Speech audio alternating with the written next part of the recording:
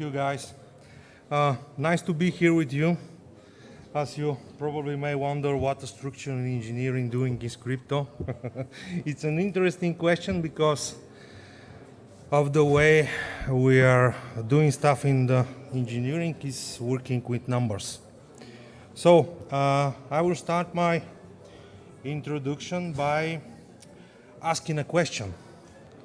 Where are we at our technological achievements?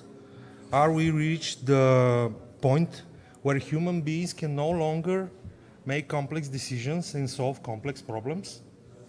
In today's age, you maybe will agree that this is the case, but I will strongly disagree with you.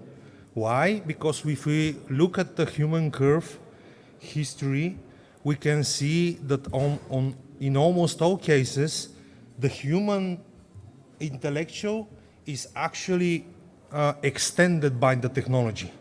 So this answers one question, but raises another.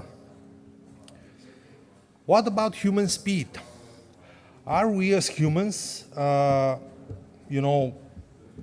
sufficient enough to be able to maintain a speed, to be able to be isolated from emotional bias?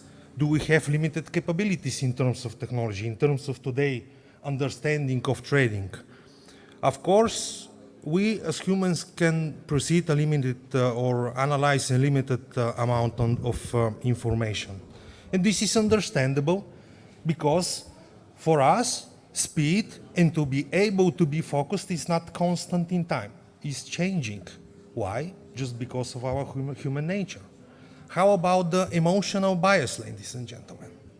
Intentionally or not, we are going to produce the bias in our decision. And then we can most certainly replicate these bias into, let's say, algorithms we're trying to produce. So we can and have to be very cautious about this. And not on the last place, limited scalability. Why is that the important? Well, we cannot, we cannot maintain the ability to analyze large amount of information. And in today's technology, in today's market, we need to do so. There's a large new asset class called crypto, and there is a large amount of information there. So we need to be able to scale our ability to analyze the data. And this is not always possible. But let's look at evolution of the decision-making process, of evolution of building an analysis based on the presumption of, based on certain problem that we're trying to solve. So what was the basic workflow so far? We have a public outcry, we have a public demand of solving some problems, then we turn to technology and to algorithms in terms to be able to solve this problem. And this is fine for the situation that we are, for example, for at least 5 years ago, but now we have an AI technology. What we're going to do with that? We're going to place this technology in our decision-making process. Let's ask another answer.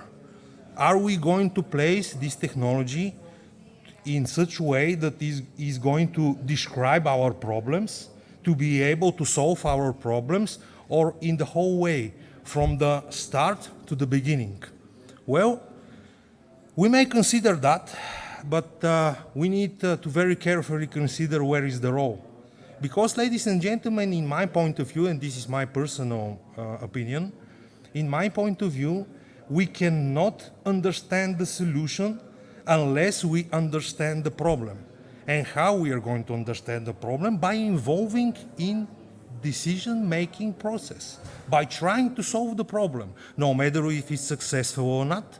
We must try this in order to explain this solution that is already driven by AI technology.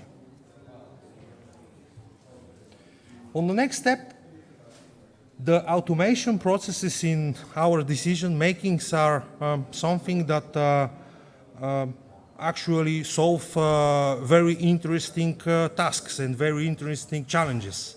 For example, we have used an automation process in high-frequency trading, which is almost impossible if you do it manually. Portfolio rebalancing. The crypto markets never sleeps, it's 24/7. So automation technology is something that we need to consider, must consider, as well as in risk management and compliance. And this is important in terms to be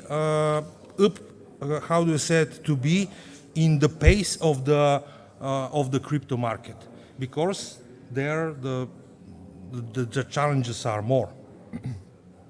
So, why automation is important? But I have mentioned in the beginning of my presentation the speed as one of the factors that we're trying to solve in a human bias. But let's face it, guys, if we're building a sophisticated models, complex models, of course we need to sacrifice something. We need to sacrifice something that we can consider less important. And this, in my point of view, is speed. Because the complexity of the model is not, it will bring the latency in the making decision. So the speed is the most natural thing that you can sacrifice. Of course, we all strive for accuracy, and this is the main thing that we must focus on, not the speed, but the accuracy in our decision-making process based on automation.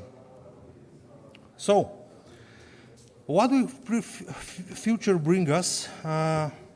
Of course, we are all going to integrate the AI technology if we were not unable to do so at one point. We must do so to keep up with the demand. But let's face it, at least from in my point of view, the collaboration between human ability to dream, human ability to innovate, and AI technology is certain. I cannot see, at least in the near future, the total replacement of human capabilities with an AI. This is, of course, not an impossible. It may happen one time of the day, but at least not in the near future. So, this was my presentation, guys. Thank you very much for your attention. And actually, I know that my presentation maybe raised more questions than answers, but I certainly like to provoke people in terms of technology.